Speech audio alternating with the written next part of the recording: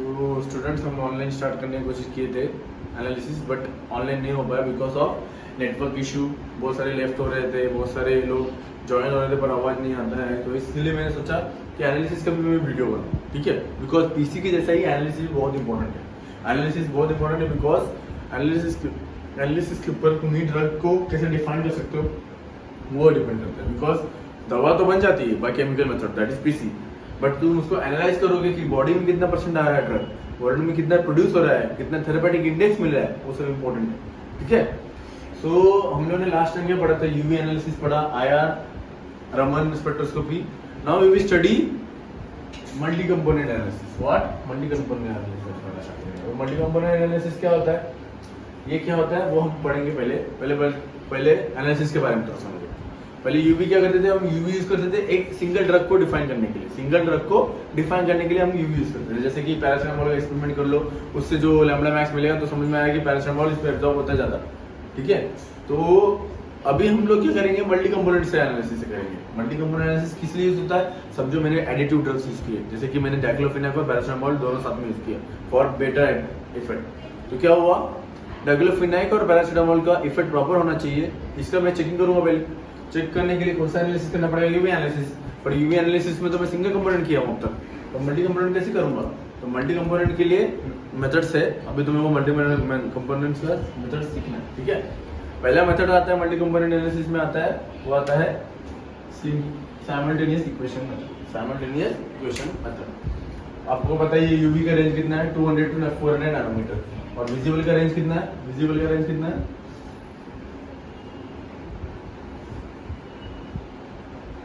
Visible का range कितना है, 400 टू 800 नैनोमीटर। कितना, 400 टू 800 नैनोमीटर। विजिबल का रेंज कितना है, 400 टू 800 नैनोमीटर। और यूवी का कितना है ये, तो यूवी विजिबल कितना हो गया, 200 टू 800 नैनोमीटर, समझे। सो मल्टी कंपोनेंट सिस्टम में पहला आता है साइमल्टेनियस इक्वेशन। हमें उसमें पढ़ना पड़ेगा how simultaneous equation method is used to determine the lambda max, या फिर वेवलेंथ, या फिर एब्जॉर्प्शन, या फिर प्योरिटी ऑफ द कंपाउंड, ठीक है। तो सैंपलिंग, इसमें क्या होता है, सैंपल होते हैं टू ऑब्जर्विंग ड्रग के, इसके टू ऑब्जर्विंग ड्रग के, जैसे कि डाइक्लोफेनाक एंड पैरासिटामोल। अब इधर तो एग्जांपल दिया बेस्ट, सबसे बेस्ट एग्जांपल लेते हैं सोडियम बेंजोएट एंड कैफीन। ये दोनों ज्यादा यूज है, एग्जांपल दिख रहा है आपको, सोडियम बेंजोएट एंड कैफीन। तो इन दोनों का यूज करेंगे हम। तो सोडियम बेंजोएट एंड कैफीन का मिक्सचर लिया, समझो सोडियम बेंजोएट समझो एक्स ड्रग है, क्या है, एक्स ड्रग, और कैफीन क्या है, वाई ड्रग, क्या है, वाई ड्रग, ठीक है। सो एब्जॉर्ब्स एट, इनका क्या होगा, एब्जॉर्प्शन कितना, आपको पता ही है एब्जॉर्प्शन किस पे होता है, कोई पर्टिकुलर वेवलेंथ को, जिसको बोलते हैं lambda max. The maximum absorption of any compound takes place at the wavelength is known as lambda max of the other. जैसे कि यहाँ अभी देखोगे ग्राफ, ठीक है, यहाँ है एब्जॉर्प्शन, इधर है वेवलेंथ, ठीक है। Now absorption of X drug means sodium benzoate, Y drug means caffeine, ठीक है। अब इनका देखोगे तो डिफरेंट वेवलेंथ पे इसका हो रहा है, तो ये लैम्डा 1 है, लैम्डा 2 है, डिफरेंट वेवलेंथ। तो लैम्डा 2 पे X का क्या वैल्यू है वो भी इंपॉर्टेंट है, एंड लैम्डा 1 पे Y का क्या वैल्यू है वो भी इंपॉर्टेंट है, ठीक है। सो उसके लिए हमें मल्टी कंपोनेंट एनालिसिस इंपॉर्टेंट है। समझिए ये मेरा सोडियम बेंजोएट है, this is a sodium benzoate, ठीक है, और this one is your caffeine. तो हम लोग इनका डिफाइन करेंगे bye the help of this method. अब ये मेथड है एक टाइप का थ्योरेटिकल मेथड, जिसमें आपको एब्जॉर्प्शन मिलता है, आप उसको यूज करते हो और डिफाइन करते हो, ठीक है। उसके लिए हमने लिया अभी सोडियम बेंजोएट एंड कैफीन, ये एग्जांपल ले लिया। उसमें क्या बोला कि can be determined by this method. अब ये क्या है, ये मेथड है बियर्ड्स-लैम्बर्ट्स लॉ। बियर्ड्स-लैम्बर्ट्स लॉ क्या बोलता था, बियर्ड्स-लैम्बर्ट्स लॉ क्या बोलता है, the absorption of any compound is depends upon its specific velocity, specific absorptivity, B मतलब path length and C मतलब concentration, ठीक है। ये तीन चीजें इंपॉर्टेंट है। अब हम ये डिफाइन करेंगे on the basis of X and Y, ठीक है।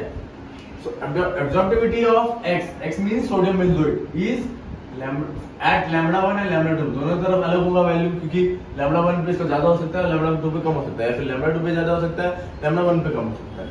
तो दैट्स व्हाई वो डिपेंड करता है कि कैसा है ड्रग। जैसे कि हमें समझो इसका बता रहा है कितना लैम्डा मैक्स है 227 नैनोमीटर, और इसका कितना है 273 नैनोमीटर। तो मैं इसमें से डिफाइन नहीं कर सकता ना कैफीन कौन सा है, उसके लिए हमें क्या लेना पड़ता है, परम्यूटेशन कॉम्बिनेशन करना पड़ता है, बिकॉज हम चाहे तो ये भी हो सकता है कि लैम्डा 1 हो सकता है सोडियम बेंजोएट का, लैम्डा 2 हो सकता है ग्राफेन का, या फिर लैम्डा 1 हो सकता है ग्राफेन का, लैम्डा 2 हो सकता है सोडियम बेंजोएट का, ये डिपेंड करता है, ठीक है। For lambda 1 the specific absorptivity is AX1 and AX2, ठीक है, and for Y it is AY1 and AY2, समझ गया, specific absorptivity means the small a, समझ में आया। For X it is AX1 and AX2, and for Y it is AY1 and AY2. Now path length will not change because path length is always the same for every analysis, ठीक है। Then अभी आता है concentration के लिए। concentration तो हमें निकालना होता है absorption के बेसिस पे, आपको पता ही है absorption के बेसिस पे हमें concentration बनाना पड़ता है।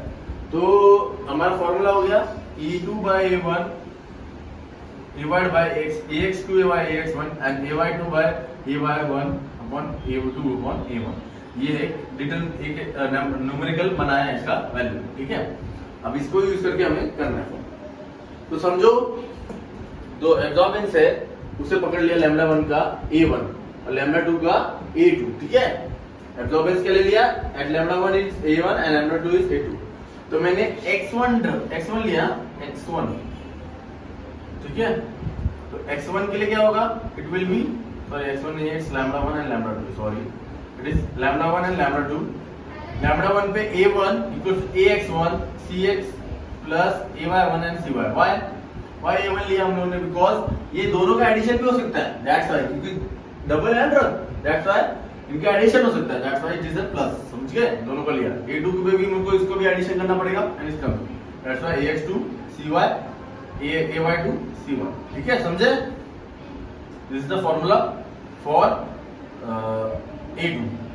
अभी A1 and A2 को यूज करेंगे, इसमें क्या करेंगे, अब इसमें क्या करेंगे, AX2 से मल्टीप्लाई करेंगे और इसमें AX1 से मल्टीप्लाई करेंगे। AX2 से मल्टीप्लाई कर दिया तो ये बन जाएगा, ये फिर नीचे वाला AX1 से मल्टीप्लाई कर दिया तो ये बन जाएगा, बिकॉज देखो ना AX1 CX ये तो सेम है, AX2 ऐड हुआ, यहाँ AX1 ऐड हुआ, यानी यहाँ AX1, मतलब यहाँ हम लोग ने बनाया एक न्यूमेरिकल फॉर्म। नाउ इसको हम डिफाइन करेंगे as a concentration of x and concentration of y, ठीक है। concentration of x equal to A2 AY1 minus A1 AY2 divided by AY1 AX2 minus AY2 AX1, which is a formula for concentration of x drug। at x position concentration क्या रहेगा, मतलब sodium majority का इस lambda 1 पे क्या value रहेगी, that's is the CH।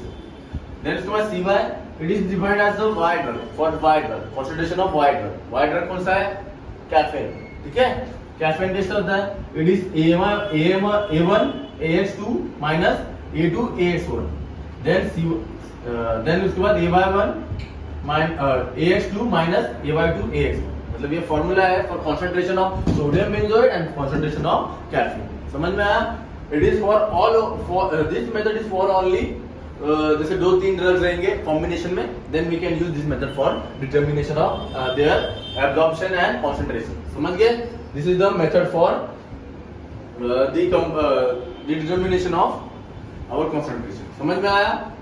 Hope you have understand the simultaneous equation method. इसमें क्या क्या लिखना होता है, ये पहले स्टार्ट करोगे, ये लिखोगे, देन ये लिखने के बाद एग्जांपल बताओगे, एग्जांपल के बाद ये बताओगे, उसमें ये बताओगे एब्जॉर्प्टिविटी क्या होती है, एब्जॉर्बेंस क्या होता है, ये डायग्राम, ये आपको ग्राफ बनाना है, देन आपको ये लिखना है एंड ये आपको 4 मार्क के लिए आता है, समझ में आया, इजी है। अभी हम लोगों ने साइमल्टेनियस इक्वेशन मेथड देखा।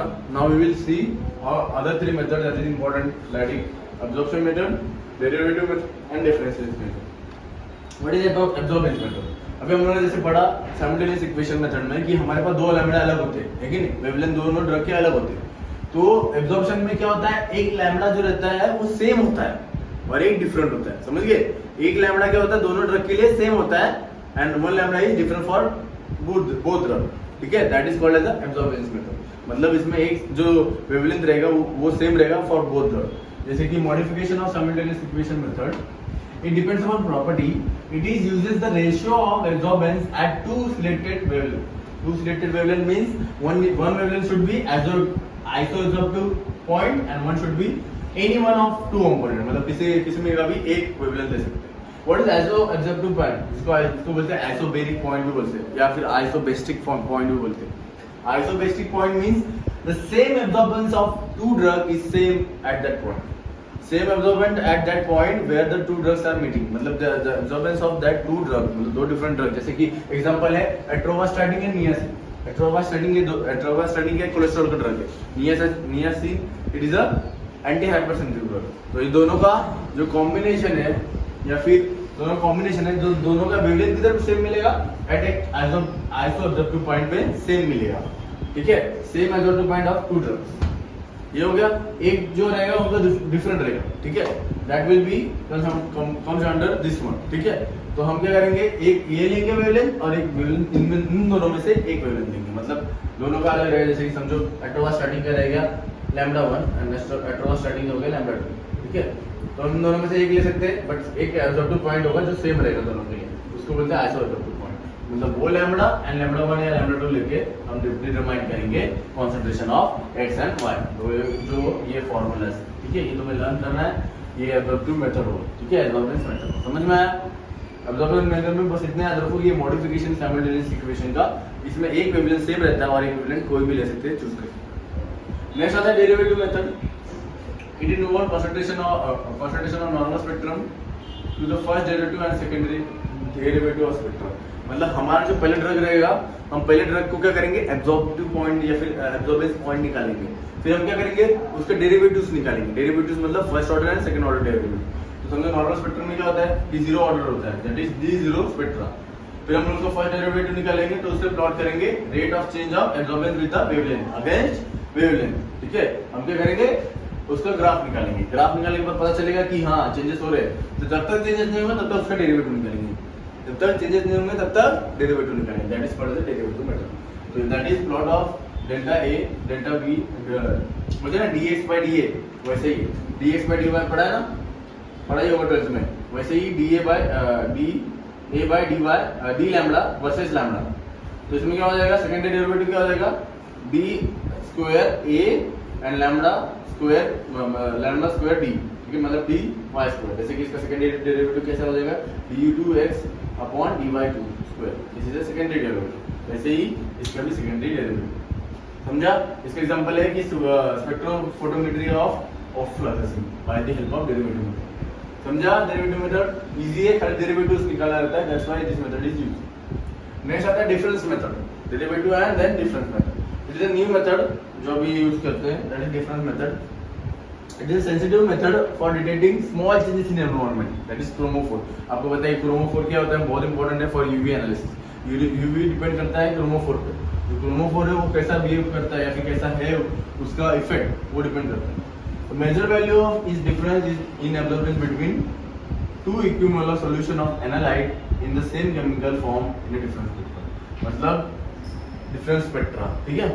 तो क्या होता है टू इक्विमोलर, मतलब समझो मैंने ए को ही एसिड में भी डिसॉल्व किया, एक को ही बेस में भी डिसॉल्व किया, तो मैं ए का एसिड एंड बेस में क्या डिफरेंस हो रहा है वो निकालूंगा, that is called change in their equimolar, ठीक है, चेंज इन देयर इक्विमोलर, मतलब इसका डिफरेंस हो गया। तो डिफरेंस निकलने के बाद हमें पता चलता है कि ये किस में ज्यादा एक्टिव है, किस में एक्टिव है। जैसे कि कोई ड्रग होता है जो बेस में एक्टिव होता है, कोई ड्रग होता है जो एसिड में एक्टिव होता है, तो उससे हमें पता चल जाएगा कि ये इनमें से जो कौन सा ड्रग एसिड एक्टिव है एंड बेस एक्टिव है। जैसे कि आइबुप्रोफेन, उसको 0.n नॉर्मलिटी के HCl के साथ भी डिसॉल्व करते हैं, 0.1 नॉर्मलिटी NaOH के साथ। तो मतलब it is a difference spectra is depend upon the difference between the solution we use for the drugs, ठीक है, जैसे कि alkaline solution and acid solution, समझा। ये तीन मेथड है जो मैंने पढ़ा है, absorbance method, derivative method, difference method, और पहला जो मेथड पढ़ा है इट इज साइमल्टेनियस। इनमें से एक अच्छे से एक्सप्लेन करना है, साइमल्टेनियसली एक्सप्लेन करना, इतना इसमें कैरी नहीं करता। और कुछ भी डाउट रहेगा बिंदास मुझे मैसेज करो। और ये यहाँ हमारा पहला टॉपिक खत्म होता है, नेक्स्ट टॉपिक रहेगा HPLC, वो हम न्यू वीडियो में स्टार्ट करेंगे। अभी ये वीडियो देखो और कुछ डाउट रहेगा तो मुझे पूछो, ठीक है।